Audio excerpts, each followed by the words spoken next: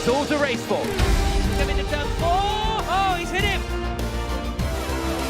He's done it. What? Oh, he's done it too.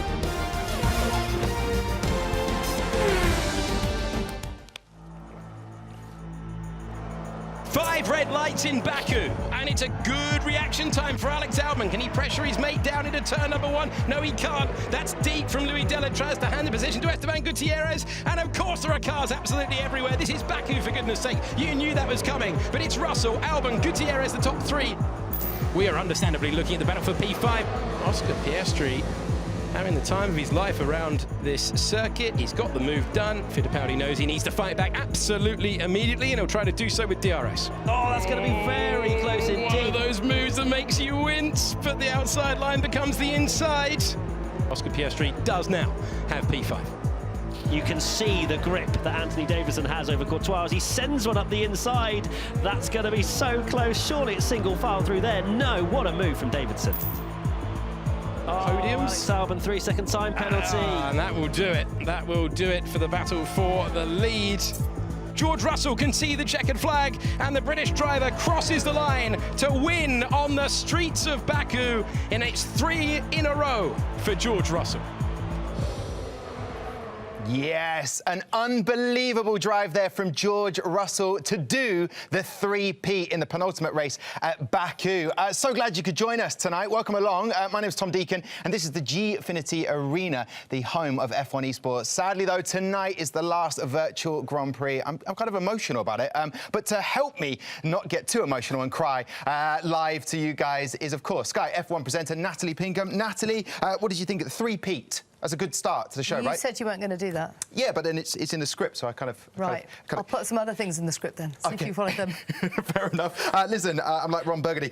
Listen, joy and entertainment that we've brought and given to people. It's been amazing. It is kind of sad that this is the last Virtual Grand Prix. It really is. You know, it's created entertainment when we've needed it most. It's filled a big gap for all racing fans out there. It's created a newfound respect for those esports drivers that do this day in, day out. It's been brilliant, and I've been honoured to be a part of it, so thank you. Yeah, so our last leg that we are going to is, of course, Montreal, Circuit Gilles Villeneuve in Canada, which I'm excited to get to. Obviously, historically, it's given us some incredible F1 moments, and here's just a few of them now. Bienvenue au Quebec and welcome to Montreal. Crash fans don't crash. The walls are close, the curbs are high, that's why we love it. Oh, there's a massive crash! What was that? I lost control of the vehicle and hit the wall. There's nothing more to it than that. Check the numbers, just keep pushing. This place is good. How are we doing? We are the fastest on track. They need to calm down. Oh my goodness me! Villeneuve wins. Bravissimo. That's an historical win. That was a hell of a race. A hell of a race.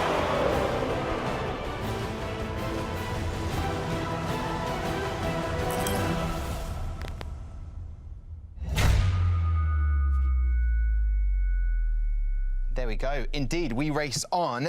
Kind of misleading there. Sebastian Vettel with a champagne, with a GoPro on, which I think is odd. But, however... Looked great. It last year, controversial with the Hamilton situation. Yes. Well, of course, those pictures were from 2018. But last year, as you say, he was leading the race. He was forced into a mistake by Lewis Hamilton. He rejoined the track. He got a controversial penalty. And it meant that he just couldn't keep that 5-second lead from Lewis Hamilton. It meant he was then relegated to second place. And there was a huge uproar from Sebastian, all of his fans, the Ferrari team, from most of the world who didn't want to see those kind of penalties applied. But yes, I mean, this circuit has seen such drama over the years. Probably my favourite race of all time in 2011 when Jenson Button came from the back to win the race win that he claimed to be the best of his career. Yeah, it was incredible. The weather, the visibility was dry. In terms of a race, would you like to see a wet race today or better conditions for our drivers? I mean, I'd love to see changeable conditions because it is interesting to see how the drivers cope with those. And Jenson, the king of the changeable conditions, you know, I think that this race does throw lots of variables up, and the weather is one of them. OK, and maybe a couple of groundhogs, as you told me earlier. A couple of groundhogs! Just ask Anthony Davidson. Back in 2007, he was running in third, and he finished 17th because a groundhog, or at the time he thought it was a beaver, collided with his car. Well, listen, one of the exciting moments that I'm looking forward to when the season gets ahead and underway again is one of the most exciting prospects, Mr. Esteban Ocon, and I'm delighted to say he's joining us now. Esteban, great to have you on the show. Are you well? I'm very good, thank you. I can hear you very badly, but otherwise, all fine, ready to go. OK, I love the fact you're in your car at the moment. I see your Renault jacket in the background. I do want to say, obviously, with the F1 esports and this Virtual Grand Prix, have you been surprised at how successful and exciting it has been? Yeah, it's been fantastic to watch, and great for me to be taking part of at some point in the Monaco Grand Prix. A shame what happened after, but definitely a way to keep ourselves busy, as well. We need to be hungry for competition. We want always to be fighting with the others, and it's been good, you know, to be racing with all the guys on different platforms for myself, and yeah, I mean, I love sim racing and since always, so it's been awesome. I have to say, sorry, Natalie, I just wanted to check because we just saw some of the footage of the Circuit Gilles Villeneuve, which you obviously have done so well at. Is it a track that you enjoy racing? Yeah, it's a track I really love, to be honest. One of the favorite ones of the calendar. It's been great. I've been quick there. Had some great fights. 2017 with Sebastian, with Sergio. 2018 as well. It's been very good each time I was on track there. So. Yeah, I can't wait to be back at some point, and the atmosphere in Canada as a French driver, it's always awesome, and we always are very well welcome. So yeah, I can't wait to go back. And talking of can't wait to get back, you having taken a year out of the sport, which obviously wasn't your choice, you must just be chomping at the bit to get back racing again. You are going to be in the car this week, not this year's car, but from 2018. You're going to be in Austria this week. Tell us about it. Exactly. I'm leaving after tomorrow to get testing. We are testing on the 17th for myself, Daniel on the 16th in Austria. So that's going to be our comeback in the 2018 car. Yeah, it's been so long, Natalie, I have to say. So it's great to hear from you, from you guys there. It means that we are going to get back racing soon. But yeah, everything went wrong since I didn't find any seat last year. It's been so long, so I can't wait to now finally get back. Yeah, I want to ask you about, Esteban, the winter testing in February. How was that for you? Yeah, it's been good. I have to say, I learn every day. You know, myself with Daniel, I have a great benchmark in my team, which is fantastic, and. The car was a good step up from the one I tested in Abu Dhabi in 2019. So I was definitely looking forward to drive it in Melbourne. Now it's going to be very different. Of course, we are going to have a lot of new parts when we are going to restart in Austria. The car I've developed, we didn't even test them, so that's even crazy. But yeah, it's even more exciting like this. And what do you think about the rest of the season? Because it's obviously going to be concertinaed, packing loads of races in. We perhaps could see a few surprise results, do you think?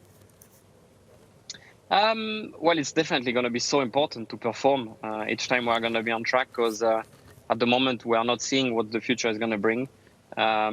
So with the races we are going to see, it's going to be important to get the points straight away.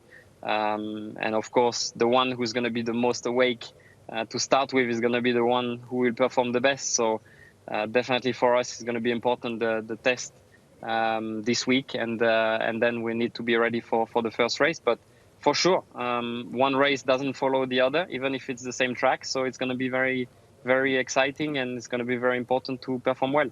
You mentioned, Esteban, about the fans in Montreal, the French fans that support you, and you feel kind of at home there. In terms of being a Frenchman and that pressure that's added to joining Renault, a French team, what's that like? Well, the pressure's gone, I have to say, since I found an exciting challenge with a great team alongside me. So now I'm very happy to be racing for Renault F1. It's been a long time that we speak to each other. We've missed each other for many years as well. I was the reserve driver of the team in 2016. So yeah, finally we've found an agreement. I'm here for a couple of years. So yeah, the pressure has left me, and now I have to do only my job, which is the most important. which no doubt you will do very well indeed. We look forward to it. Thank you. Well, Thank you. There you go, Esteban Ocon on the show, in his car at the moment. Just imagine he just puts blazing on the tunes now, just to enjoy himself a little bit. But obviously, we go into this race now. The format, it's the same as it has been with the Virtual Grand Prix. We have an 18-minute qualification, some brilliant names to introduce to everybody tonight. 50% race, no damage.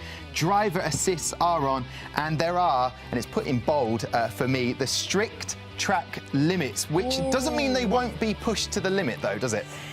No, it doesn't. And yes, penalties to galore. apply that in real life. I tell you one thing that does limit the track limits, or the abusing the track limits, is that wall of champions. Because you're not going through that anytime soon.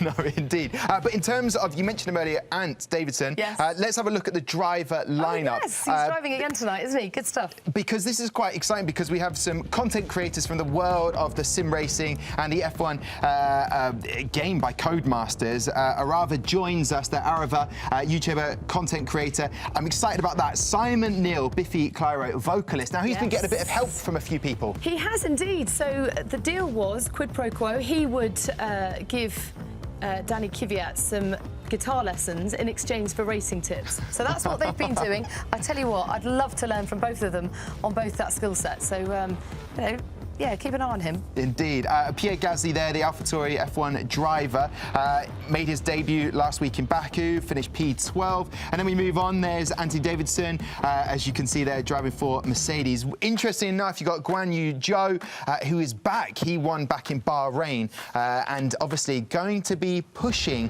George Russell, because that man down in the bottom corner of your screens is a man who's won 3 back-to-back races. He's going to be pushed there by some drivers who want to get the sort of bragging rights of winning the last Absolutely. Well, race. yes, he won in Spain, Monaco and Azerbaijan, as you say. He's 22 points in the championship. Unfortunately, Charles Leclerc isn't racing tonight, but he definitely wants to go for 4 wins on the bounce and remind everyone just how talented he is. And we also welcome, as you can see, some of the drivers on the screen at the moment, just getting ready, warmed up. Caio Collet, the Renault, finished season with excitement because they're in the Enstone Renault factory tonight racing. So you've got Guan Yu Zhou and Caio Collet joining us and racing, hopefully being able to push it to the limit and put George Russell under a lot of pressure. Absolutely. And Nicholas Hamilton back as well. Great to see him there. But as we've seen from the eSports series, the race that we've just had, the grid can be incredibly mixed up. The weather may be changeable as well, so anything could happen. Indeed. Well, listen, we've had some celebrities, former drivers, and His Serene Highness Prince Albert of Monaco give well wishes to our drivers. Well, tonight is no different. Chase Carey, the CEO of Formula One, has had a few words to pass on. Hi, I'm Chase Carey, the CEO of Formula One. First and foremost, we hope everybody has been managing this difficult and challenging time, and our thoughts go out to the individuals and their families who've been directly affected by the coronavirus. At Formula One, we've missed racing on the track the last 3 months, but we've been thrilled to have our virtual Grand Prix fill the void. We've had some great virtual races, and I want to take this opportunity to thank the teams, the Formula One drivers, the other participants, and really everybody behind the scenes who made it possible. We look forward to returning to the track in early July in Austria, and look forward to a great 2020 Formula One season ahead of us. But in the interim, we hope you enjoy one more virtual Grand Prix. Thank you very much and all the best. So there you go, Chase Carey, great to have his words out. And I don't know if you noticed, the F1 Esports Trophy was just behind him. Back at the end, well, before the end of the year, we're back in the Gfinity Arena. So our professional sim racers, our esports drivers, will be competing for that. But going back to tonight, last week, Natalie, we had an onboard look with Valtteri Bottas going around Baku. Tonight, we go to Montreal circuit with the DHL fastest lap winner, Circuit Gilles. Natalie, if we could talk through those moments, or or areas to look forward to in this very exciting Canada circuit? Yeah, absolutely. Well, the Canadian circuit is a series of straights and chicanes. It's on a man-made island, the Notre Dame Island, in the middle of the St. Lawrence River. So it's unique in that respect. You're going to have to get a boat to work. It's 70 laps of a 4.361 kilometre circuit.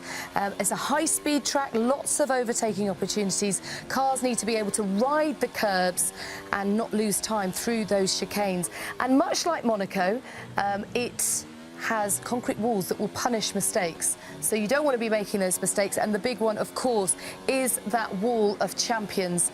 And named aptly so because of back in 1999, Damon Hill, Michael Schumacher and Jacques Villeneuve all came a cropper. And in more recent years, Nico Rosberg, Carlos Sainz, Jenson Button, Sebastian Vettel and Kevin Magnussen also have problems at that stage of the racetrack.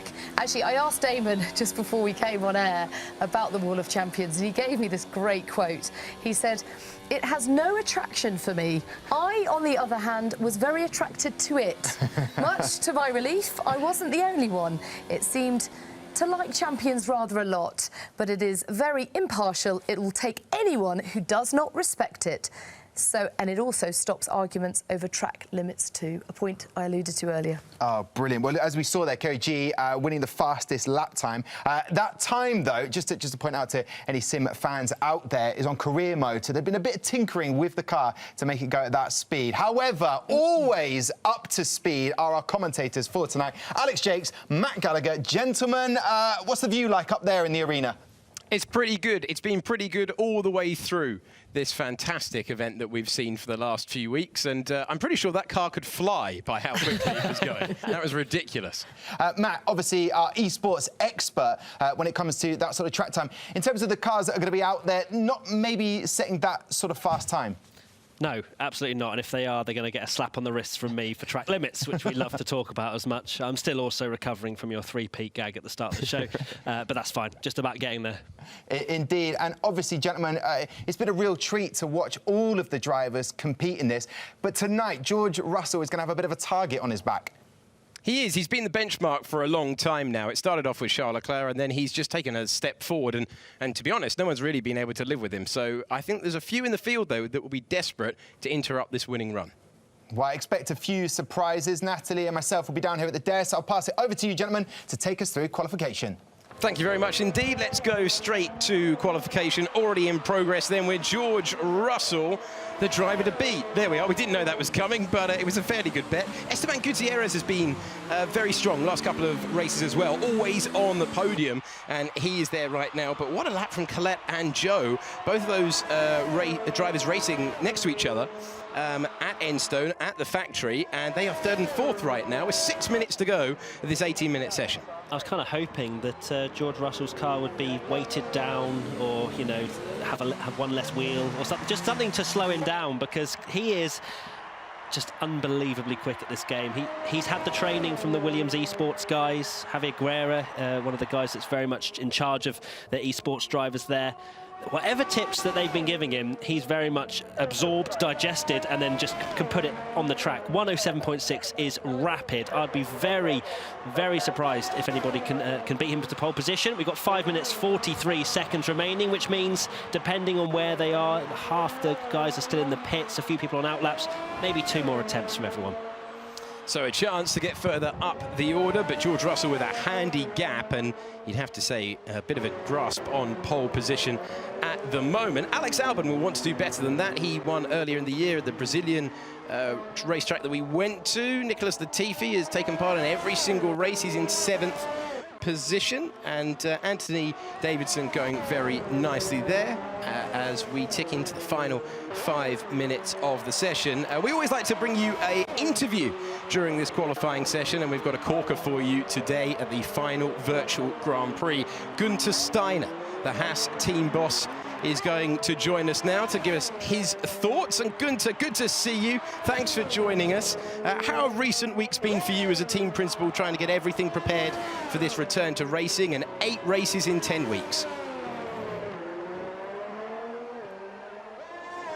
You know what? I don't think Gunther's stunned. He's stunned by the quality of that question. That question was top-notch. That was incredible, wasn't it? A star. Gunther, can you hear us? I can hear you very well, but the background I can hear, I cannot understand what they're saying. I can hear noises, but not understand what is said. Okay, let's try. I can hear you very well. Let's try again, Gunther. Number one, how are you? Are you doing well under what have been some difficult circumstances? Yeah, thank you for asking. Yeah, I'm doing well, fortunately. So just working hard, but as you say, the circumstances are not the nicest ones, but we're keeping head above water. Gunther, great to have you on the show. Do you think the exceptional circumstances of this season could give the midfield pack an opportunity to disrupt the big three?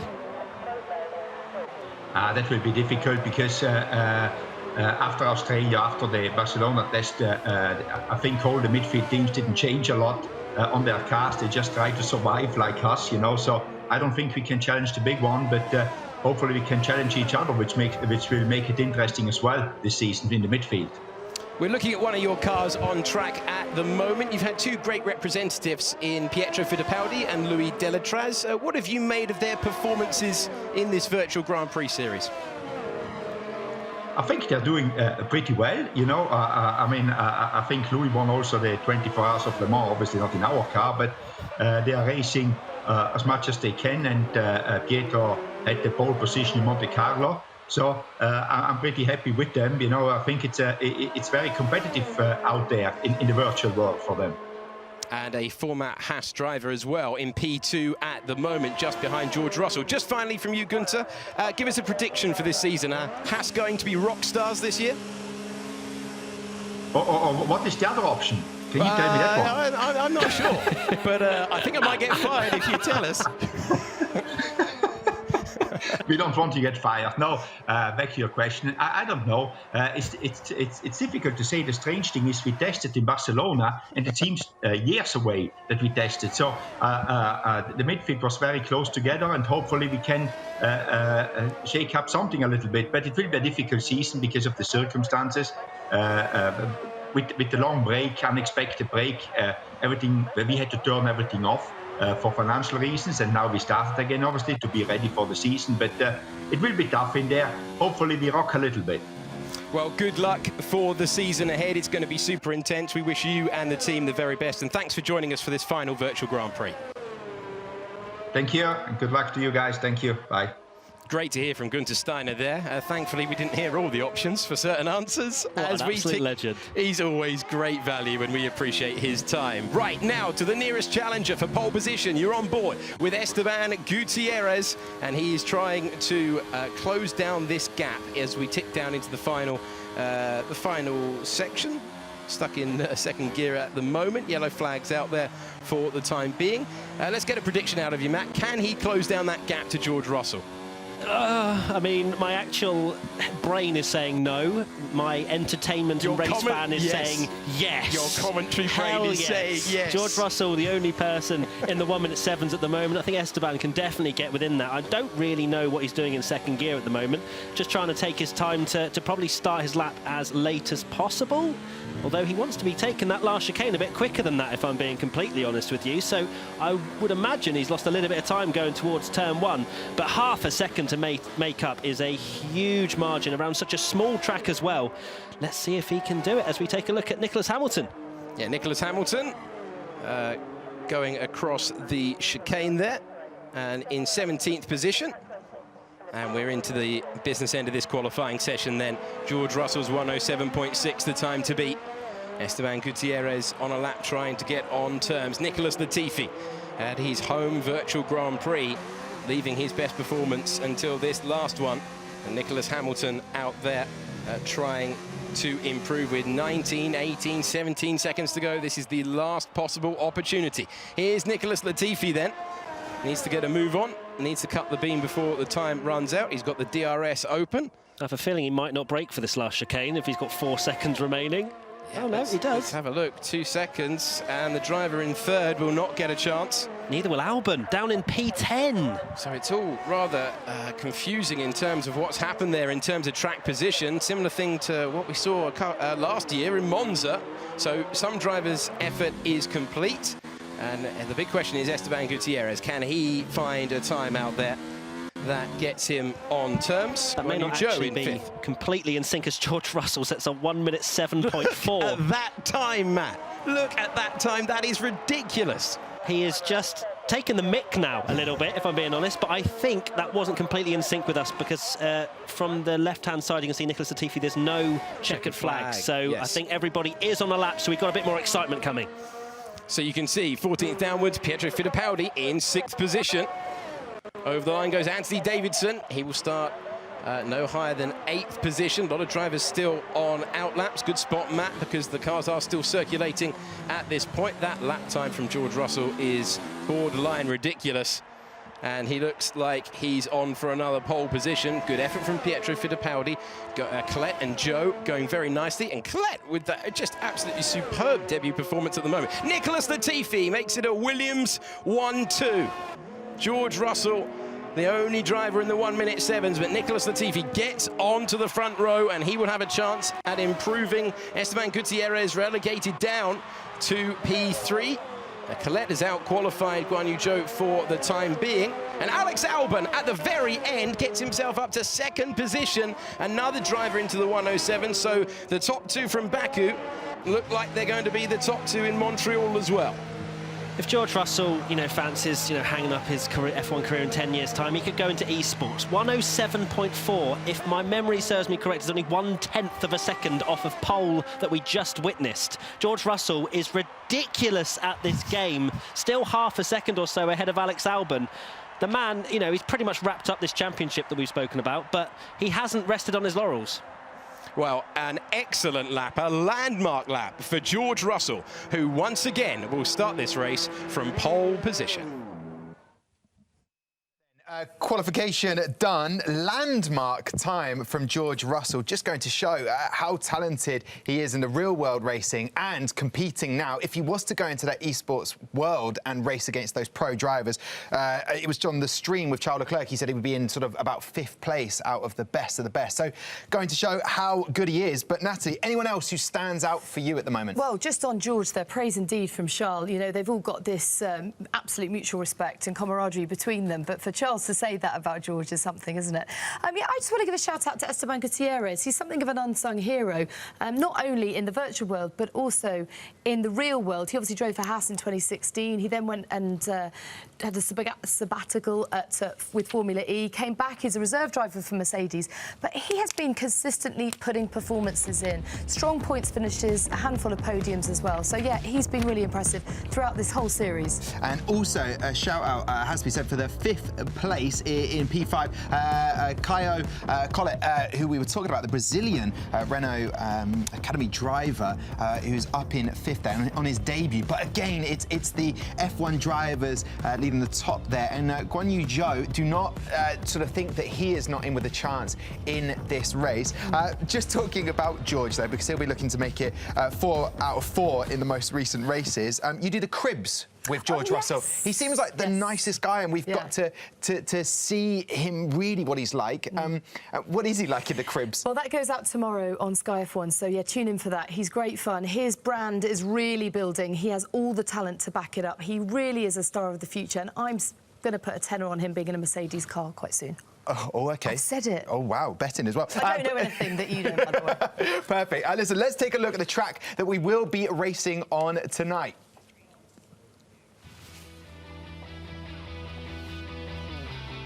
So there you go. Areas to look out for, Natalie. By the way, anyone just joining us, just to mention, we have got the race going underway. Pole position, the Pirelli pole position goes to that man right there, George Russell. Obviously, the cribs sort of had a look round all the areas. Is he in his bedroom right now? Is that where the rig is set up? This is a sim room that he set up just for lockdown. He's actually moved back to his mum and dad's place in the country, and he moved his trainer in with him as well. So he's got the perfect setup for any racing driver, in fact, any bloke. This is the perfect setup. That makes girls as well. OK, so no wonder he's winning. Right, listen, qualification done. Let's see if he can make it 4 out of 4. Alex Jakes, Matt Gallagher are going to be looking after you. Thank you very much indeed. Here we go then for one last time, the Virtual Grand Prix with George Russell with a huge target on his back. Can anyone beat him here? Matt Gallagher. Yes, yes, we're going to have the best race ever. I'm just sad that it's the last one. I'm very excited, obviously, for real life racing. We had a chat in the break about being super enthusiastic. Yeah, no. George Russell's going to be really slow in this race, I feel like. Well, that's the thing. opening lap going to be crucial, because that is where you can make the difference. If you're Alex Albon, if you're Nicholas Latifi, that is the opportunity to make a lunge. That hairpin is a great opportunity. We've seen it earlier on, no spoilers for who it was, but late lunges at the hairpin defined the previous race a few minutes ago. I hope I'll be shouting hairpin time at some point for any YouTuber Championship fans out there, but here's the predicted pit stop strategy. 2 stops, you got the softs, then medium. You could go for the medium hards, or there is a third alternate strategy, which is going on the softs, maybe for around 10 laps or so, and then sticking on the hards. So hopefully we'll see a little bit of excitement when it comes to pit stops and varying strategies. We saw it last time out in Baku, so I feel like Alex Albon won't go for the same thing as George Russell, because that's not exciting, and he doesn't really have the pace, it seems. So a half-distance race of 35 laps to test the drivers who are forming up on the front row now. George Russell in the Williams, Alex Albon in the Red Bull on the left-hand side. Latifi trying to win his home Virtual Grand Prix. This is the track where he made his debut in Formula 1 in free practice. And now, for one last time, we have 5 red lights for a Virtual Grand Prix. They will go out, and the last virtual race that we have is underway with a good reaction time for Alex Albon. Can he do anything with it? No, he can't. He's going to be defending. George Russell off like a rocket into the distance with the McLaren spinning in the middle of the pack there. I think that was Ben Daly going backwards. There's always drama on the first lap. We've had it again, very nearly a Haas into the wall, and I think Pietro Fittipaldi was just able to gather it together. That's Albon being punted round, and Albon managed to keep it going. That was difficult stuff in the middle of the pack, but they've all managed to keep it going after contact in the middle there. Russell, Albon, Latifi, Gutierrez, the top 4. I think a tiny bit of server lag just sent you down the wrong way there, Alex. But no, fair enough. I mean, you're commentating what you're seeing, aren't you? But Alex Albon, I can't guess, right? No, you can't at all. But Alex Albon, absolutely fine and dandy in P2, which is very good news for him. Esteban Gutierrez, P4, just behind Latifi. But, oh my goodness me, George Russell went off like a rocket at the start of this race, but Albon just keeping him very much, or keep staying in the rearview mirror of George Russell. Will Gutierrez have a chance? Latifi goes so defensive, but then comes back to the racing line as we come towards this final chicane. Trying to break the toe there, the Williams in P3. Nicholas Latifi looking for his best result in the last Virtual Grand Prix of the year. Callum Ilott in 7th position, and George Russell 1:15.1.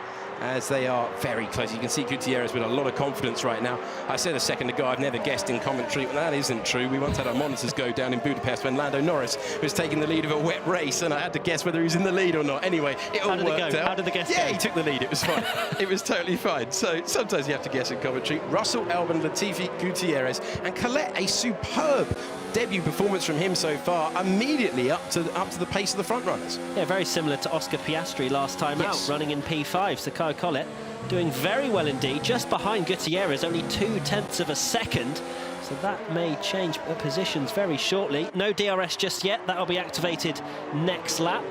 But very strange for me, commentating over Tiamat Marduk and Arava, 2 long-time buddies of me and YouTube content creators.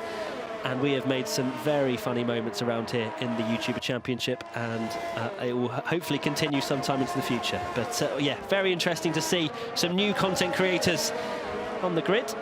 And let's see how it all unfolds as George Russell sets another fastest lap of the race, and 2.7 seconds as Albon made a mistake. Albon in 2nd position. Well, he was. Nicholas Latifi finds a way through, and so does Esteban Gutierrez as well.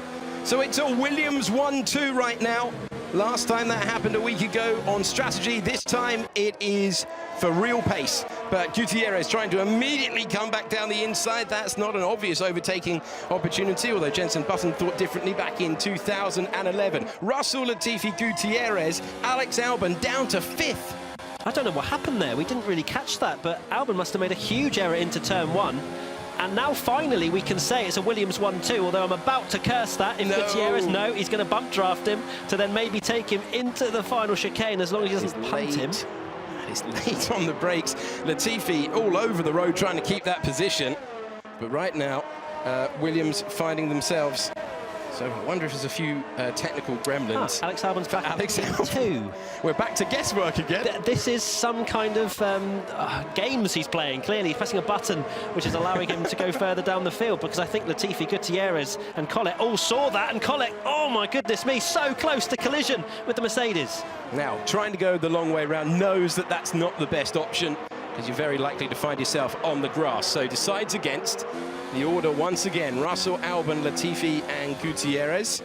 But Gutierrez has gone from pressuring the Williams to right now just trying to gather himself together with the Renault closing in. Nicholas Hamilton has a 3-second time penalty. That will be for multiple corner cutting incidents on lap 4 of 35. Well, it's a little bit of a saving grace to see Albon still in second place, 1.7 seconds behind George Russell. We still have a fight for the race victory here. Although I feel like Alex Albon may have left the stream open for the virtual GP a little bit. You know, he maybe wanted to hear what we wanted to say. And clearly that's affecting his internet connection a little bit. But either way, he's now very much running in P2. Latifi is coming under some serious pressure now. With DRS active, I think Gutierrez is going to have a really good opportunity down to the last chicane. Now, can Gutierrez make the move at the chicane? These cars have got quicker and quicker through the year, so it's not a huge braking zone like it once was. He cuts the corner and has the advantage. Well, Latifi spun, is he? Latifi gone? Yeah, he's in the background there. Nicholas Latifi found his way into the wall after that. And so now Colette trying to go into third position. They both run wide and continue. And it's Esteban Gutierrez, after a bit of hair-raising moments over the chicane. His rival in the wall. He had to squeeze the 17-year-old Brazilian driver there, and he hangs on to move up to P3, but that was not relaxing stuff for him. All the while this battle's going on, Guan Yu Zhou, driver in 5th place, winner of the first race of this Virtual Grand Prix era back in Bahrain, trying to get on terms with his teammate in the battle for 4th place. Natalie did a great segment about the Wall of Champions before the start of this race. I think she can add another one to that list of Nicholas Latifi. I can only imagine that's where he ended up going round that final chicane. Down to 11th. Such a shame for Nicholas Latifi. He's always been consistent. Today seemed to be the most pace he has had in all the Virtual Grand Prix all year, but that pesky Wall of Champions has claimed another victim. Very, very irritating for him, but he will try and fight back and claim some points today. Yeah, cursed him not only once with the Albon lag, but twice by then having a collision into the last chicane. So I'm just not going to speak about any driver ever again and just kind of talk in grey, sort of vague terms about cars. Could be a move. Maybe. It does look like there's a move. Colette has been electric so far today. Can't find a way through. Allows Guan Yu Zhou to close in. And he's taking Pietro Fittipaldi with him as well. Another 3-second time penalty for Nicholas Hamilton in the McLaren. We've got Ben Daly, his teammate for today, up in 9th position, just behind Anthony Davidson in the 2nd Mercedes, or at least he was on terms of the timing pages, because that's a 3-second time penalty for him. And a 3-second time penalty for TM at Marduk. Who would have guessed? The corner-cutting Australian back at it once again. Love it. But a point to mention very quickly, Nicholas Latifi, a very early pit stop. So I think, unless he's gone onto the hards for the longest stint of his life, he'll be going on to a 2-stop strategy, as we saw on the graphic before the start of the race. So that should be a medium for Latifi. I'm sure we'll get some sort of POV from him very shortly. But Kyle Collett, you have to say, wow, very quick indeed. And Gutierrez is coming under serious pressure. Trying to go around the outside, that would be risky stuff. At the final chicane, no, he's going into the pits. So he's going for an aggressive strategy. Gutierrez hangs on for 3rd place at the moment. And so this would likely be a 2-stopper as well. There's this Wall of Champions corner. Yes! Anyway, I'm loving it. I'm going very fast. I'm going to be a very dangerous driver. Thank you to AlphaTauri for having me. Thank you for the simulator. And apologies for all I'm going to do for your reputation in the weekend. See you on Sunday in Montreal. Good to hear from Simon Neal, the frontman of Biffy Clyro, clearly having the time of his life and enjoying things out there. He's at the back, but he's really enjoying things. And we've had so many unexpected names in the field for these Virtual Grand Prix, and he is the last unexpected name. Great to have him with us. I have to keep updating my CV with all the names that I've commentated over. Oh yeah, Guerrero, yeah, why not? Easy peasy. But he can at least put the fact that he fought with Nicholas Latifi for one corner, as Latifi has pits and is now flying on those new set of tyres. We're now looking at Pietro Fittipaldi, currently running in P5, and may well put Guan Yu Zhou under some pressure in these coming laps. I think the benchmark really for soft tyres, if they want, or soft runners, if they want to go to a 1-stop, is lap 10. George Russell into the pits now. Oh, that's going to be a long stint, so that'll be a 2-stop. Yeah, top 2 as well. Albon in as well. You can see that now on your screen. So I said that they weren't going to go for the same strategy, and they've gone for the exact one. Are you surprised that Albon having seen the last few races, has gone down that direction. I would have liked to see him go for a track position strategy. You know, go a bit longer on the softs and then stick on the hards, because I think that's the only way he's going to beat George Russell today, because George, as we've seen in the last 3 races, is unbelievably quick and consistent, and Albon just went into the wall. Just gave the wall a friendly nudge as he gets ahead of his teammate for today, John Olsen, the gold medal winning X Games skier, who joins us on the grid as well. So Pietro Fittipaldi, I'll get it right in a minute, up to 3rd position. Guan Yu Zhou in 2nd, and Esteban Gutierrez, who's been on the podium in the last few races, is currently the race leader, but has to make that stop. How is this going to unfold then? So we've got the front 4 have yet to pit. Callum Ilott, great to see him near the front as well, fighting with Fittipaldi, Zhou and Gutierrez a little bit further down the road. Esteban pits, so does Guan Yu Zhou, so does Pietro Fittipaldi. Does Callum Ilott carry on for a little P1? He does indeed. Loves Get the cameras out. The 2-time podium finisher in Formula 2, hoping to put together a title challenge this year, has the race lead. And George Russell will be hoping he comes in soon enough, because he doesn't want any hint of being held up if you catch the driver who's yet to pit in the wrong part of the racetrack. You can see a sizable margin for George Russell. Meanwhile, on pit exit, it's pretty busy indeed. 3-second time penalty for Alex Albon to make that task even harder. Oh no, I was hoping that maybe for George Russell to kind of spice things up a little bit. No, it's Alex Albon, 3-second time penalty. I think he got one towards the end of the Azerbaijan Grand Prix as well. Was that a car in the wall I just saw as well? It was Caio Collet. It's Caio Collet, that we can see as well. You're looking at the moment, based at Enstone, with his teammate Guan Yu Zhou, who we're on board with at the moment, who's made the stop in 8th position. Big exhale, big exhale. That was definitely him in the wall. Yeah, it's so disappointing, because he'd been terrific all the way through. Guan Yu Zhou trying to improve, but it's heavy traffic right now. And he's making his way past the Alpha. And he's going to try and chase down Juan Manuel Correa, the American driver, ahead, who finished on the podium in the F2 Virtual Series. And Guan Yu Zhou, who has won a race at the Virtual Grand Prix level, won a race in the Virtual F2 level, and is now moved up to 6th position. We need to keep an eye on Guan Yu Zhou's pace, as he has gone onto the hard tyres and is the only man on track at the moment with those hard compounded tyres. So if he has good pace, he'll be able to take track position when George Russell and Alex Albon pit again. So Zhou is very much putting himself in the mix, with Alex Albon at least. Oh, here we go. That's George Russell sliding through and taking Callum Ilott to regain the race lead. And I believe we can catch up with what happened with George Russell as he came out of the pits a few moments ago. So I should come out behind the 2nd Red Bull, but if I've got my timings right, well, maybe not, I'll come out ahead of him. Everything's working for George Russell right now. And he's gone past Callum Ilott, who continues on his way. Let's check in. Live pictures then of the driver who has become the class of the field. Took him a little bit of time to get up to speed. This is a driver who had never done sim racing before, didn't have the setup before we had this lockdown period, but he has become the benchmark. And as you see, Callum Ilott struggling with traction with those old tyres. George Russell moving away. It's Pietro Fittipaldi trying to hang on to 5th position, and the Haas, having made the stop, able to get through with that tyre advantage. As the X Games gold medalist has to settle for 6th, hasn't been into the pits at the moment, and has Juan Manuel Correa giving him a little bit of a nudge and trying to get him out of the way. All the while, Guan Yu Zhou trying to make his way through this, having made his stop in the yellow Renault, and very close to spinning there. Yeah, I think he has spun. He's going down to P12 at the moment, unless there's some other issues that we're made unaware of. But either way, Zhou is losing a lot of time being caught up behind these guys that have yet to pit. It's crucial for Zhou to have had a clean run, but it looks like the complete opposite has happened, and he's lost a hell of a lot of time. Caio Collet's now up to P8, so I don't know which strategy he's on currently. Let's have a look. He's on the medium, so he'll be doing a 2-stop as well, as Callum Ilott gets another 3-second time penalty. So here's the tyres. Guan Yu Zhou going a totally different direction with his strategy on the hards.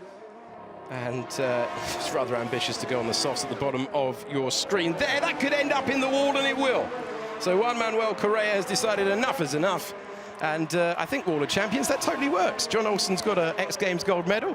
He's definitely a champion, and he's been into the wall as well. Out of a 3-second time penalty as well. They're all starting to rack up as they're not paying attention to the track limits, and Caio Collet's now got past Juan Manuel Correa. So after his moment earlier, he's recovered and goes past. You can see Juan Manuel Correa yet to come into the pits, and all the way on this strategy on the medium tyres so far. Going from bad to worse for Joe. Just got a 3-second time penalty as well. Have you started writing them down, Alex? I have not done so, and that might not have been a wise decision. So we know this man has a 3-second time penalty, and he's got a 4-second real-time gap to George Russell. The driver now up to second place, having passed Callum Ilott. Looking further down the field, obviously it's great to have Pierre Gasly. Yes. Racing on this Codemasters F1 2019 game, currently running in P13. I think he's got 1 or 2 penalties to his name as well, but we'll let him off. It's very easy to get a penalty around this Canadian circuit. That's going to be very close. Oh, into the wall. That was always going to happen. Frustration for Davidson. Ben Daly has him into the wall, and, well, that wasn't a commentator's curse, that was a director's curse, cutting to Mr. Davidson at that exact moment, and he finds himself recovering from the final chicane and drops down the order. We're seeing plenty of that, only really the drivers at the front managing to stay out of it. Wheel to wheel in that final chicane, very, very easy to go wrong. Very easy to go wrong, and I think because of the fact there's no damage, they're going, well, let's do it. Let's go side by side into there. What's the worst that can happen? Well, facing the wrong way and losing a hell of a lot of time. There is Pierre Gasly. We mentioned him a few moments ago. Yeah, been busy with the night shift and now switching to Formula One. Yeah, fair play. Fair play. He must be quite tired. Had a power nap and now back at it in the AlphaTauri. Last year's Toro Rosso, this year's AlphaTauri, and that fantastic liveried car on the track in a few weeks' time, 3 weeks' time, until we go back to the real thing for Formula One. The driver with 1 podium finish to his name, lining up Ben Daly right now as they go down the back straight. There's no question he's taken it seriously. Very eager-eyed, trying to get past Tiamat Marduk into the final chicane. Surely not another side-by-side. No, Pierre Gasly knows a little bit better after probably watching. Whoa, goodness me. Found the inside wall. But he managed to hold it together. Plenty of penalties coming in at the bottom of your screen. Another one for Tiamat Marduk and John Olsen and Arava getting a drive-through penalty for a collision. Wow. Have we seen that so far? No, that must be really bad. What did he do? They're not doing the F1 content creators any good. Tiamat Marduk and Arava currently. Arava running in P20 now, after now probably serving his drive-through penalty, and he then has to pit again because he's on 13-lap mediums.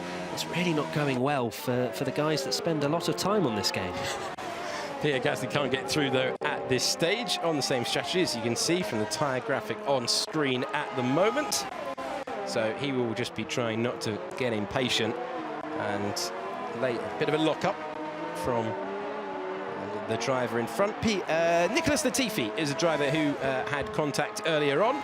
Recovered to 8th position now, but that will be frustrating for him. Callum Ilott going a long way on these tyres. So we got Guan Yu Zhou, the only man apart from Louis Delatraz on the hard compounded tyres. And then we have the majority on the mediums, then a couple of people on the softs at the back, which I'm very intrigued about because they're not going to be able to go the full distance on those soft compounded tyres. As Fittipaldi running from P5, getting a penalty as well, which will promote Caio Collet ahead of him. Checking back in with the race leader, and I think we can hear from him a few moments ago. What on earth has been going on behind? You've got a massive gap. I think it's because you are in another galaxy. That's the answer, mate. Another galaxy. What on earth has been going on behind? I think that gives you an idea of George Russell's character. He's fine to be winning, but he's like, come on, guys. Yeah, let's have a little bit of opposition here. The thing is, the people behind him haven't really been involved in many incidents. He's just too quick. Incredible stuff. How impressed have you been with the steps forward that he's taken every single race? amazing. It has been incredible to watch because George Russell went from being, you know, the third man. It was Albon versus Leclerc, the big Titanic battle between Red Bull and Ferrari, and George Russell's gone, no, I don't like this. No, don't like this at all. Equal car performance. I'm going to put in some time, and my goodness me, has he found time as he comes at Latifi, his teammate, just ahead of Callum Ilott, who comes out on the hard tyres. But George Russell, I am astounded with his pace. I know he's a Formula 1 driver, but it's a completely different ball game to be an alien level of speed on something that he took delivery of as a sim only, what, 2 months ago, whatever it was. It's amazing to watch. Callum Ilott battling Nicholas Latifi now. The Ferrari trying to get down the inside of the Williams, trying to make that new tyre impression work immediately. He's done so. He's managed to get through. That's a nice move up to 7th position. Needs to make those hard tyres last, though, and Latifi wants to come back immediately, giving him a shove at the hairpin. But he's not able to come back, and Callum Ilott's strategy worked quite nicely for him to make a decent stint there. But he's under huge pressure right now. Hard tyres, brand new hard tyres. Oh no, not 3 wide. Oh, not into this chicane. What a move by Ben Daly. Where was that speed? That was incredible stuff. They might all have penalties. Callum Ilott picking up another one as well. But wow, that was incredible speed. And now Nicholas Latifi gets through as well. So Callum Ilott, who had that track position, falling backwards, and that hard tyre not working for him at this point. But 3 wide momentarily, and somehow the McLaren getting through. I feel like Tim McMurdoch would have had a slap on the wrist from real-life stewards because I think he cut the corner after he got those positions. But either way, still very impressive. He had a double draft from the guys ahead, and he's now up to P7. And he needs to make these moves because I think he has 3.5 minutes worth of penalties to be added on at the end of this race. So he needs to get a move on. Arava now adds another one. Come on, guys, do better as F1 game content creators. I'm supposed to be commentating on you guys fighting for top 6. Juan Manuel Correa getting ahead there, having made his stop, getting past the racing point and up to 12th position for the driver who's targeting a return to the F2 grid in 2021. That'd be great to see. And it's been great to see Juan Manuel Correa just involved in a lot of virtual races. He's very much got stuck in. We saw his amazing mascot last time out for the F2 race. As we take a look at Simon Neal, only 1.5 seconds away from an F1 content creator. I think he'll take that. I think he will. He's played stadiums of thousands, but he is having to get up to speed at the very end with this. And he's learnt the not blinking thing pretty quickly, I was about to say, I'm still waiting. Should we wait to see if that? There it is. There's the blink. Lovely. But yeah, great to again have another personality on the grid. It's been amazing to see. You might be a lap down, but it's great to have him with us. So George Russell right now has a 4.5 second gap. And your old mate. There he is, Arava. P19. Shocking performance, it has to be said.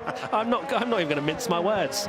P19, he's currently 11 seconds behind the Ferrari driver of Gianluca. Is this because they didn't ask you to have a go? Look, I'm just saying, I'd probably be in 18th, but it wouldn't be 19th. So, no, it's great to have Arava involved. As I say, you know, long-time buddy of...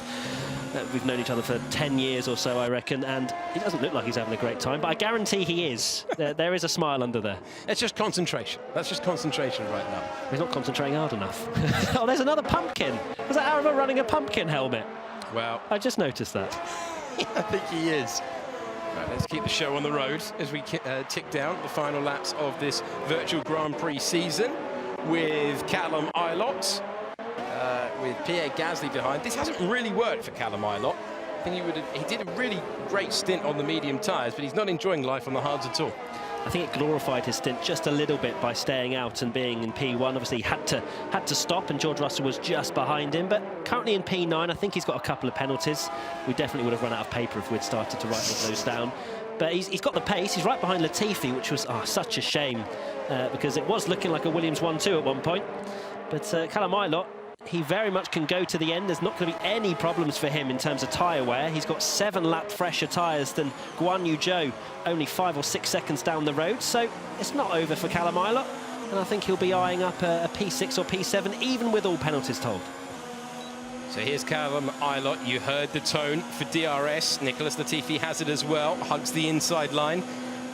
challenges the Ferrari to go the long way round, and he can't do that, so he tucks back in. Latifi bouncing off the wall of champions and getting away with it, still feeling the need to break that toe. And Callum Ilott can't get close enough under braking for turn 1 and 2. Gasly. And here comes Pierre Gasly making the move. Surprise for Callum Ilott, and that is down to 10th for the Ferrari driver. Pierre Gasly up to 9th. And then gets the 3-second tyre penalty. Oh, what a shame. But Pierre Gasly's been driving unbelievably. He's up to P9. He's got to pit again, as does Latifi ahead. So that fight is going to rage on right until lap 35, I think. But Gasly's found some pace. Love watching it. So we check in now with another gold medalist, this time in speed skating in the Olympics. Ted-Jan Bloemen, the Dutch-Canadian, who has, I think he's got his daughter, I'm hearing in my ear, he's got his daughter on his socks there, which is some top merch, you have to say.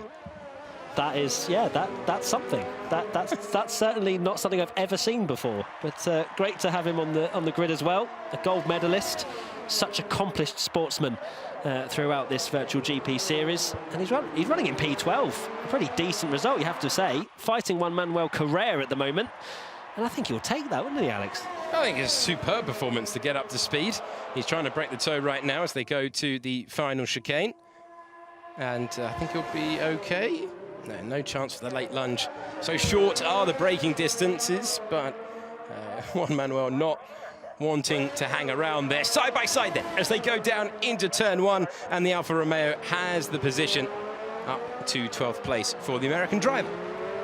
I'm loving the sim as well. It's a bit more kind of how I would relate to, you know, just kind of having a table and then, you know, sticking the wheel on top. And it's great to see, because all sorts of setups I've seen over the years of kitchen tables and sponges underneath the brake pedal just to give a little bit more feel into braking zones. It's amazing, and it's great to see, because that's how people adapt the best, and shows the adaptability of the drivers. As we see Tiamat Marduk, one of those guys who used to race with his wheel on his lap, which is ridiculous, is now up to P5. So he's clearly heard what I've said, and he's applying his pace now.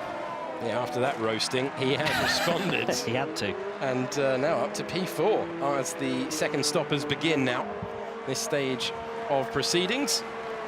The young Brazilian, Colette, leaving the pits.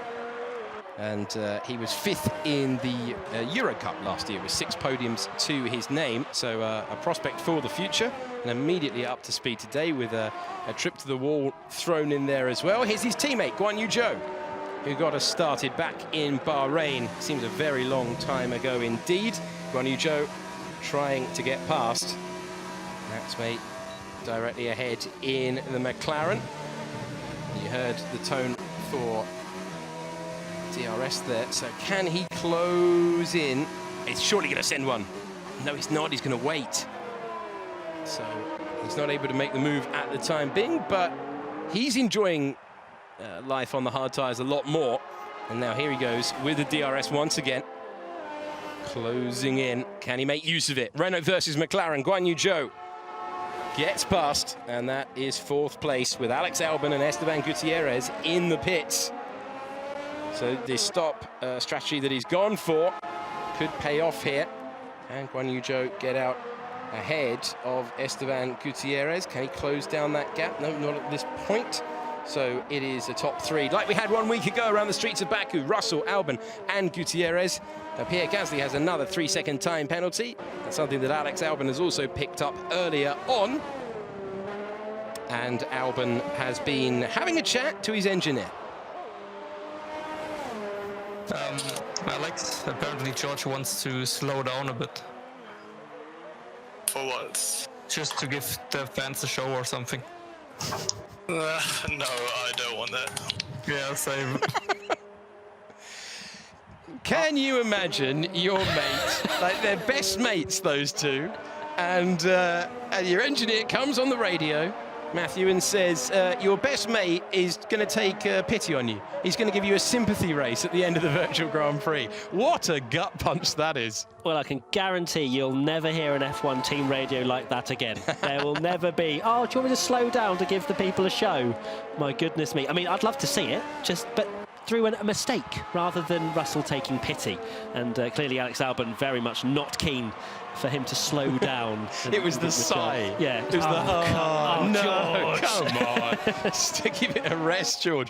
George Russell at one point of this lockdown period, let's cover off this move because Bloemen's coming back at JM Correa. JM as he's known to everyone, and at least he was for the time being. Got the move, but he couldn't keep it. And now here comes Anthony Davidson, who manages to get to the inside of one driver. I thought he was going to cream into the side of another. He slowed it down. Davidson taking one, trying to take two, and he gets through. And, well, frenetic stuff, but it's JM who's got the position. Oh, goodness me, that's going to end in tears. Davidson gets through. Davidson finds a way through. So the Mercedes now up to 11th. Correa in 12th, and then the driver you can see at the bottom, the gold medalist, Bloemen in 13th position.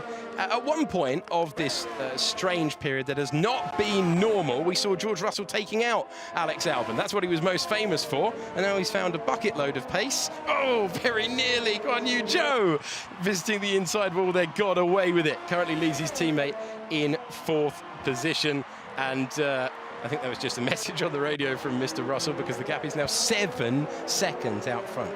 Yeah, I love how he teases the, oh, shall I wait? And then just pumps in a fastest lap. So clearly that's our answer then. Yeah, it's very cruel indeed. He's eked out the, I say eked, he's stretched out the gap by another second to 7 seconds. And, well, with Alex Albon having that 3-second time penalty as well, make that 10 as Anthony Davidson gets the penalty. And, well, we're just going to have to wait till lap 35 to see how this all ends. But I know for sure that George Russell doesn't have any penalties. That's one thing I can say for certain. It's absolutely amazing stuff. And having made the stop, it's all looking good for George Russell. Pierre Gasly clearly having a chat to his engineer. And having a great time. In 10th position. And he's been staring at the back of that McLaren for a while now. I wonder if Tim McMurdoch's doing this for a cheeky bit of YouTube clickbait for his next video. I raced another F1 driver. I mean, he's adding to the list, to be fair to him. But he's on the soft tyres, actually, so I would imagine he is going to absolutely fly away from Pierre Gasly now. He's on fresh softs. Will we see a fastest lap from Ben Daly? I'm sure that's what he's going for. Yeah, not long to go now. And he is flying away. Pierre Gasly gets another penalty. I don't think it could have been for that moment, because that seemed to be okay. Now the two Renaults about to race each other. Guan Yu Zhou, Caio Collet. And if this goes wrong, could be slightly awkward. Could have fisticuffs. But remember, social distancing, guys, can't do it. 2 metre fisticuffs. Whatever that is. Pierre Gasly's been disqualified. Oh. We've seen drive-throughs, but for the first time in the Virtual Grand Prix, we've seen disqualification for Pierre Gasly. I mean, I saw a few cropping up here and there, but he would have been told as well. You know, Codemasters have put this very much into the game that it will say you are nearing disqualification, stop being a naughty boy. And he's ignored that and carried on, and he's been disqualified. What a shame. It's not come the way of the boys at Enstone there. They're just continuing to... Oh, it could be very, very spicy, as you like to say, Matt, if this goes wrong.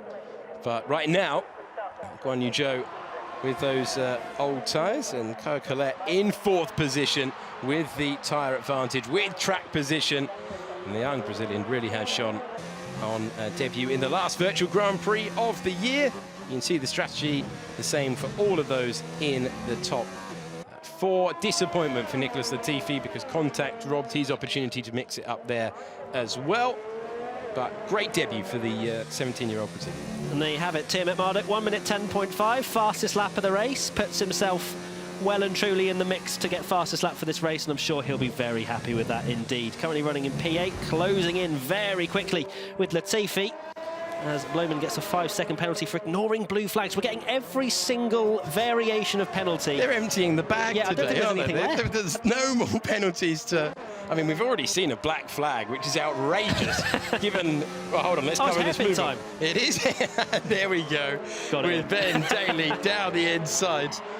And he is able to get through on that soft tyre for 7th position. I believe we can hear the team radio with Pierre Gasly as you have a look at that move on screen. Let's hear from Pierre Gasly around disqualification time.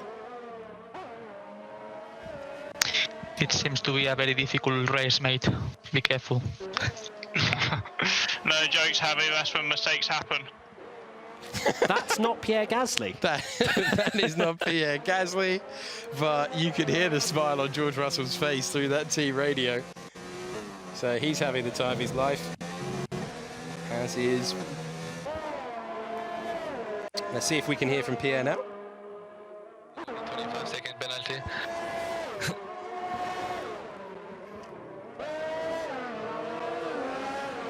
Incredibly talkative. So that was that.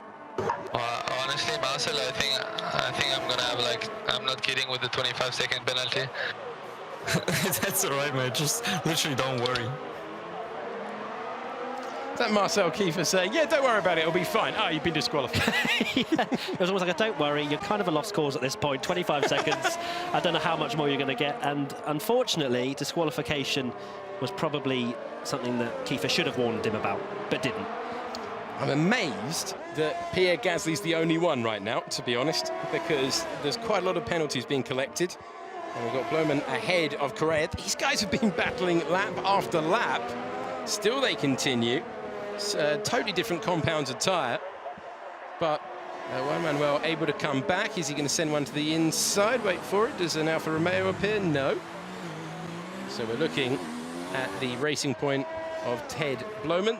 And we are also checking in the bottom box of George Russell, who had a swig of water and is all right now, in control of things, as it's a 3-second time penalty to Simon Neal, who, well, he's not had the easiest day, but he's going to finish ahead of Pierre Gasly. No matter what. Even if he gets disqualified, it'll be P19 because Gasly got disqualified first. So you can definitely take that away from this Canadian Grand Prix. But as you say, yeah, Bloemen and Correa still fighting. Bloemen is on the soft compounder tyres, but Correa clearly has just more natural pace. So these two are very similar on lap times at the moment, which is providing us with some great entertainment as we take a look once again with the bicycle in the background. Is that kind of just hanging on the wall? It looks like it. I think it is. We've reached the stage of the Grand Prix of assessing the interiors. Oh, absolutely. Of our drive. I mean, you assessed my interior when I was racing in the challenge That wallpaper was pretty funky in my defence. All right. Very flowery. Had to be pointed out. So penalties absolutely everywhere. George Russell dominating. Alex Albon ahead of Esteban Gutierrez. It's all pretty much going to the script right now. It is. And George Russell, well, far too quick. Amazing. I genuinely want to see him race against the F1 esports drivers, just to see where he ends up. And Alex Albon's not far off either, only 6.3 seconds after 30 laps, but just doesn't have that extra tenth that he needs in that Red Bull. Here's Callum Ilott in P7, chasing down Tiamat Marduk, which he shouldn't really be doing. I imagine Tiamat Marduk actually has just got past the Ferrari driver, as he is on those soft compounded tyres and flying through. And Guan Yu Zhou's not out of touch for Tiamat Marduk in that McLaren, but I think penalties may relegate him after the end of this race.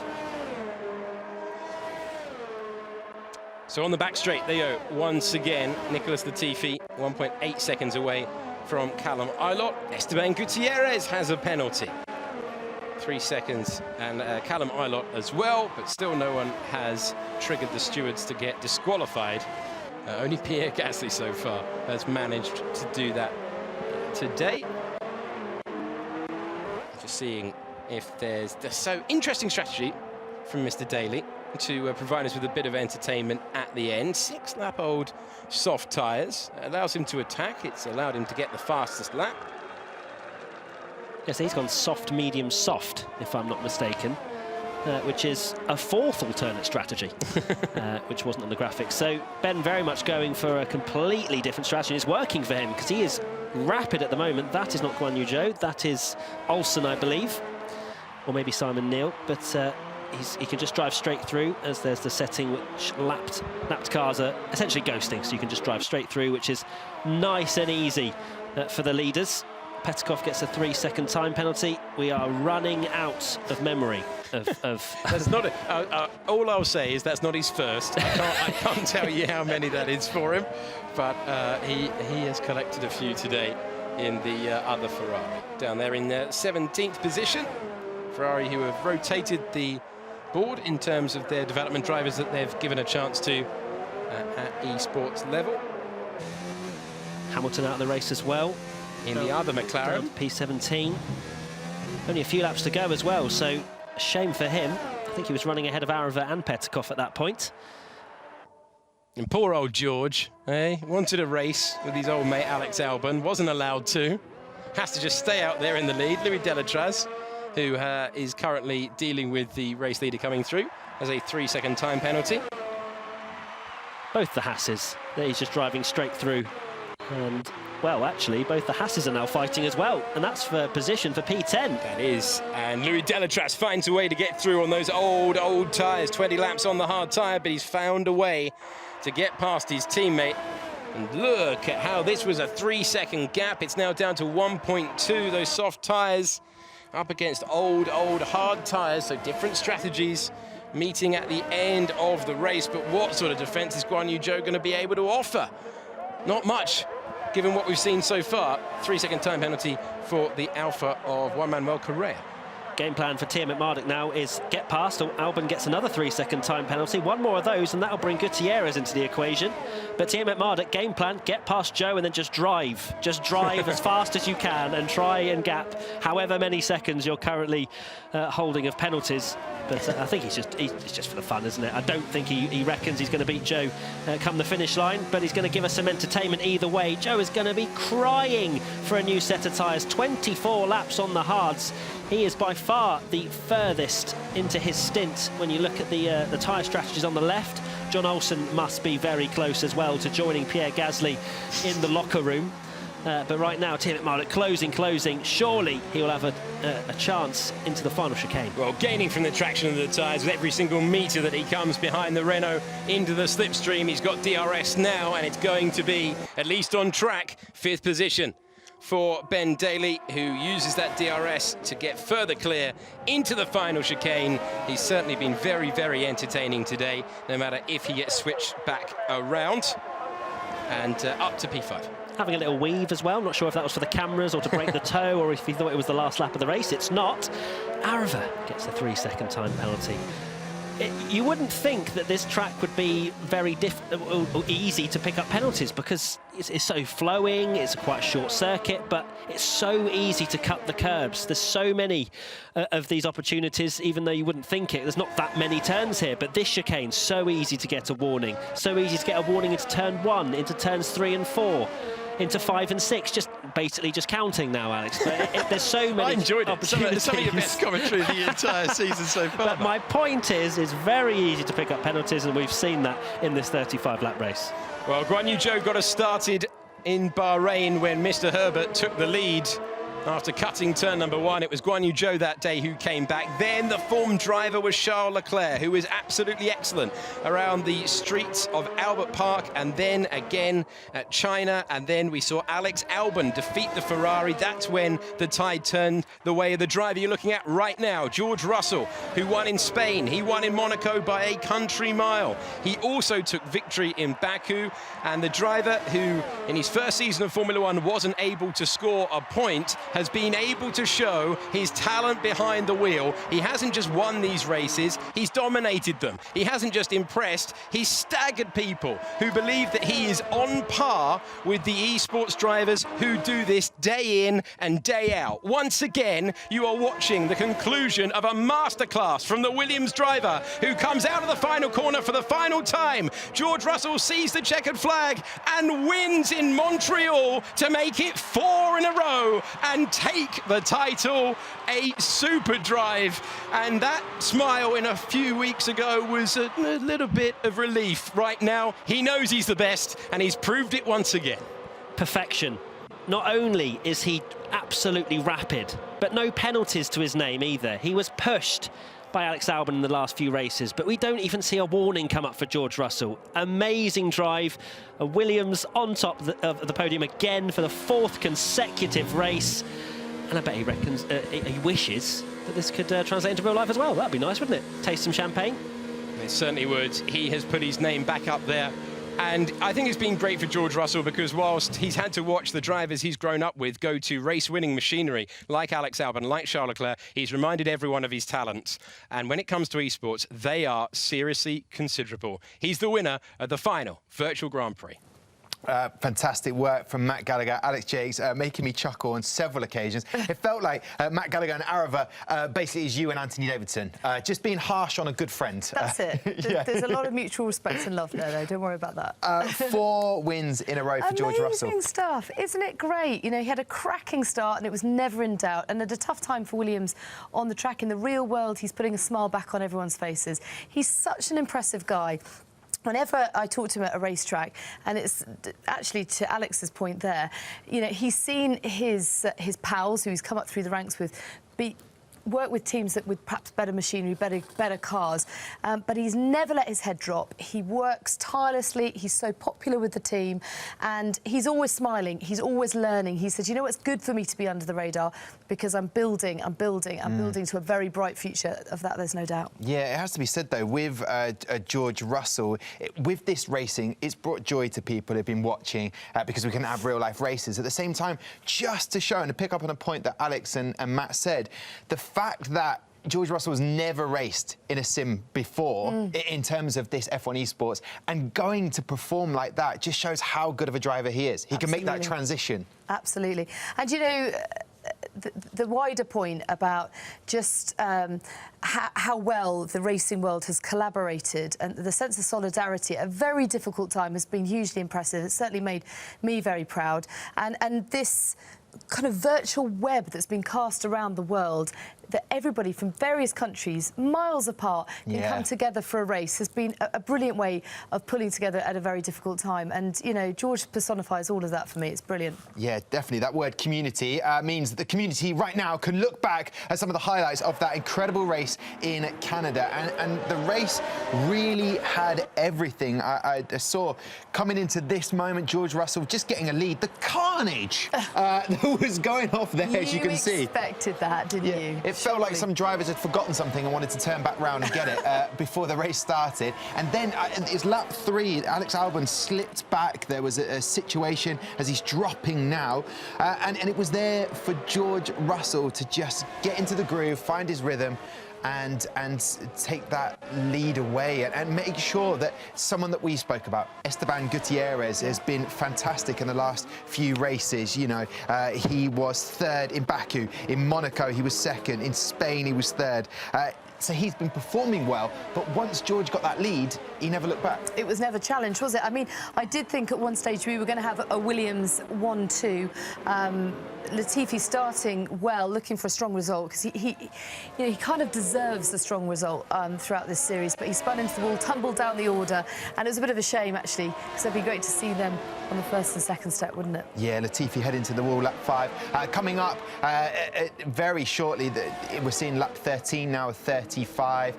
Wheel spinning back. What a collision a moment that was, as, of course, damage is taken off. This is a brilliant overtake from Ben Daly, actually, really pushing it to the limit. You'll see him on your screen as Tiamat Marduk. And let's have a little listen to George crossing the line when we get there, because it's brilliant to hear from him. What I thought was...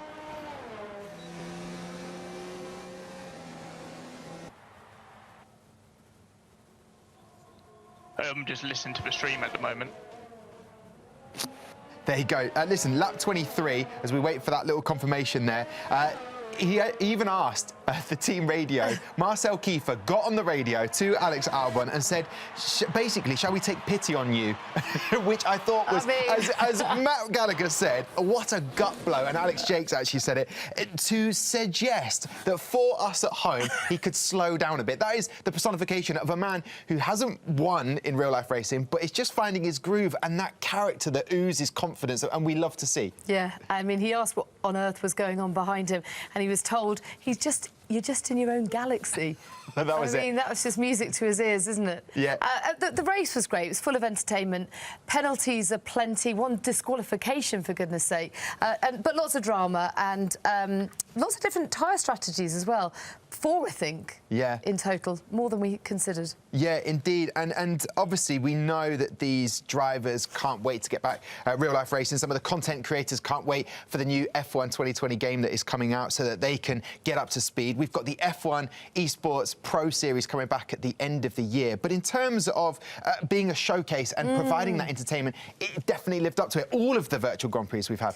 Yeah, it did. And actually, I think the turnover of drivers has been pretty high. So it's given everyone the opportunity to showcase their talent, which is crucial at the moment. And, you know, sometimes I've kind of wanted to see drivers build a bit more momentum and come back for more. And there's been a bit of a mash-up of the grid, if you like. But that's been great because, as you say, it gives them the opportunity to show the world what they're capable of. Yeah, George Russell having a very clean race. When we look at the penalties now with the classification, whew, it's for cheeky viewing. As you will see there, the penalties. We did say in this format, strict track limits, and I tell you what, they didn't heed that in any way, shape or form. Can you only imagine that applied in the real world? No, I can't, but this is what makes it entertaining. This is where it stands alone, the Virtual Grand Prix. Alex Albon finishing in second. I mean, he's been there or thereabouts, but it just goes to show how George Russell has been on the grind, he's grafted, he's got better at sim racing here for the esports. And then Caio Collet deserves a shout out. His debut today in fourth. Any other drivers that stand up for you? Are we going to praise Anthony Davidson finally, Natalie? Of course, Anthony in the P8. I think he would have been a bit disappointed with Ben Daly pushing him into the wall the early stages because he was climbing up the order, but he's tucked inside the points, so that's great. David Schumacher also taking a single point, which is great. But yes, I mean, George Russell really is the man of the day, the man of the series. He's found his groove, as you put it, and he's just gone with it. And if he can take this, if this does translate into the real world, it'll be great. It would be fantastic to see. Listen, I would love to chat to your winner, and I believe we can do that right now. In the voice of Alex Albon, I will shout, George! George Russell, how are you feeling? 4 wins back-to-back. Feeling great. Loving that impression, by the way. I think you've got a little bit of work to do on that. But, okay, is it higher pitch? Is that what I need? I don't really know, to be honest. Maybe ask Alex for a bit of advice. I think it's just pure rage. We need to get deeper from the heart, I think. But listen, I have to say, George, there was a moment you were so comfortable. Lap 23, you might not have heard it, but Marcel Kiefer on the team radio for Alex said he's been requested, shall George slow down a bit to make it more of a spectacle? This is confidence that we'd have never expected, maybe from yourself. Bordering on cockiness, I think, actually. I said that if Alex got a few more penalties, I would slow down to not put the race win in jeopardy and make a bit of a race for the fans. But I think Alex didn't listen to me then. No. I think he only got his penalties at the end. So I'll blame Alex for that one. He did shut down that suggestion pretty quickly. But all jokes aside, how important has this virtual racing been for you throughout lockdown? It's been great. I mean, it's kept us entertained, kept us busy, that's for sure. And it's kept the competitive side of us, you know, busy and interested. You know, we don't have that racing for us to go out and do at the moment, and having this opportunity to, you know, race against, you know, all of us, our mates. It's been a great fun along the way. And, you know, from my side, it's just been, you know, put a lot of hard work and effort in, and I'm glad we've got some good results to show for it. Congratulations to you, Alex. We can't quite see you at the moment, but we're seeing you looking in your sort of gear, ready to get back into real-life racing. It has to be said, I'm sorry about that impression I did of you, but... that was terrible. Oh, OK, fair enough, terrible. fair enough. I didn't want to put as much emotion into it, but he must be a very frustrating driver to go against in terms of his current form in the esports.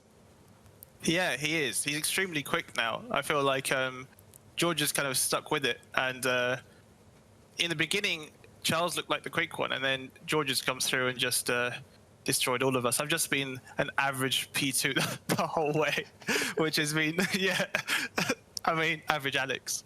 Well, listen. Average Alex. That's a new hashtag, I think. I've just regretted saying that. Because now get it trending, people. Get it out there. We're going to change it to awesome, Alex. Thank you very much. Listen, gentlemen, it's been an absolute pleasure. I'm glad you've enjoyed taking part in the Virtual Grand Prix. We wish you the best of the luck for the rest of the season. Thank you very much for taking part. Cheers, guys. Thank you. So there you go. So almost it for the final of the Virtual Grand Prix. But before we sign off, let's just take a look back at some of those amazing moments. Strict track limits are on. Barges Herbert out of the way. No more of that creative driving lines. That is a ridiculous place to put your car. You'd never be able to do that in real life. I vowed to beat Ben Stokes. I'll have to pull his pants up at the end of the race. What can Jimmy Brock? Oh no! Fantastic action all the way to the end. Unbelievable scenes. I took my glasses off to let a tear out. Good afternoon and welcome everybody from the Principality of Monaco. Oh, he's going to barge his way through. Holtz has got the inside line. Come on, good luck, Ian. Let's have it. I think I'm ready. Carlos Sainz's garden looked immaculate. It was a bet with some of my friends. Oh, look at that now. Oh, no. Oh, you've got me all flustered. We've ruined Ian's race. I'm going to go for George Russell. It's a win for George Russell. He's flying. 3 in a row for George Russell. I specifically demanded entertainment and I got it.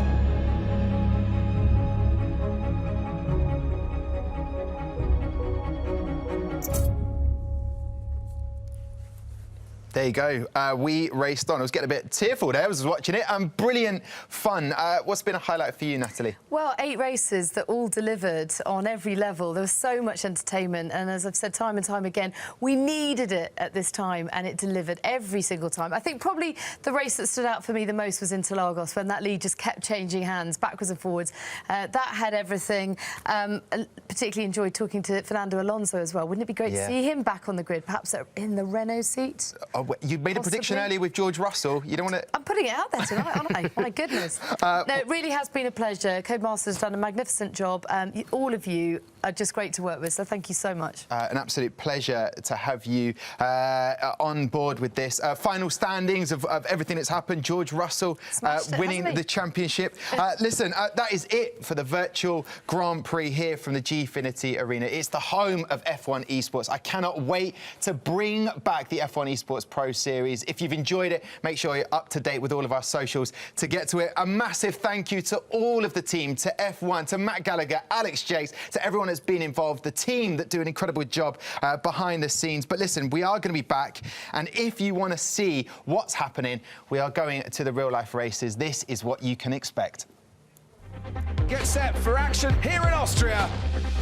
Verstappen, he's really going for it today. Vettel's on the inside of Hamilton. Lots of power. The championship leader is out of this race. Yes! Oh, this feels good.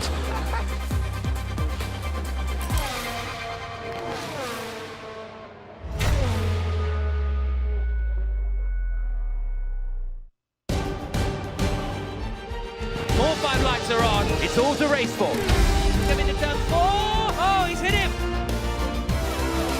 He's done it. Oh, he's taken 2.